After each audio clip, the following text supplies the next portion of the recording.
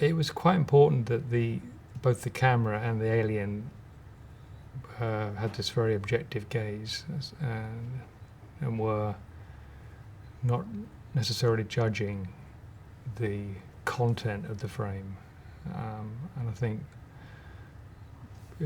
from our conversations about who she was or who it was, it became quite apparent that the camera, should follow her in that respect, and that it shouldn't go down a route that would be more human, certainly initially. I think we both knew that we wanted to really use, I think naturalism was key in it, and both the good side of naturalism, and the grittier side of urban, real sodium lighting and that kind of thing.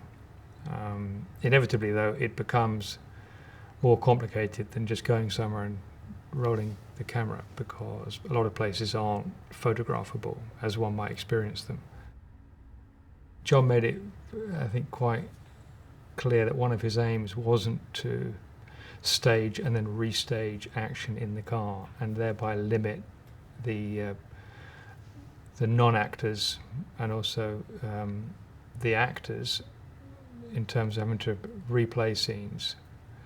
And he wanted to free up that action so that it didn't have that normal constraints of driving footage, which is incredibly time consuming to do generally, to move a camera within a moving vehicle.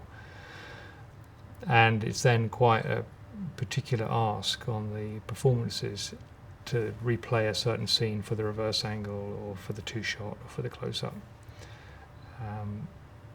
So I think once it had been established that he wanted to be able to give the people travelling, whether or not they knew they were being filmed, the freedom to react to each other and the environment, that then drove the process of looking for that camera.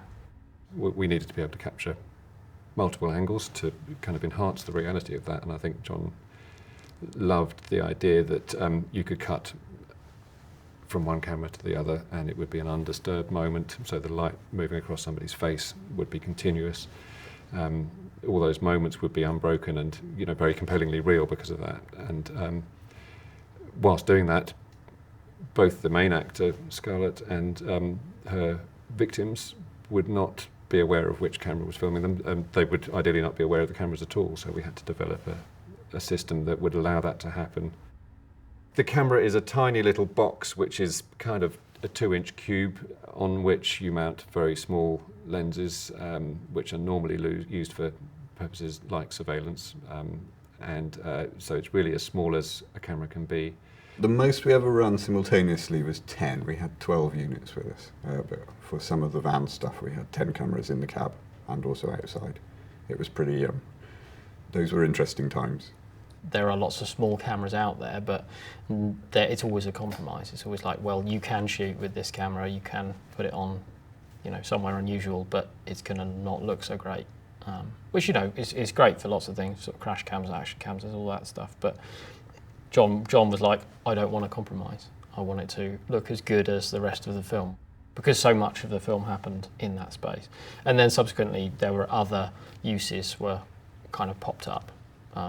I guess because the opportunity was there to shoot in that way, to shoot sort of covertly, and for the pictures to look great, that John kind of capitalised on that. They were not magical, they were very real, but they had a quality that sort of sees, sort of very much like your eye sees, and that was our principle, was to make a system that felt objective actually, but also had its own beauty. But they were interesting constraints, and as with most interesting projects, the constraints become the challenge and become the creativity. I mean, those limitations then drive you into, solutions that you might not otherwise be in.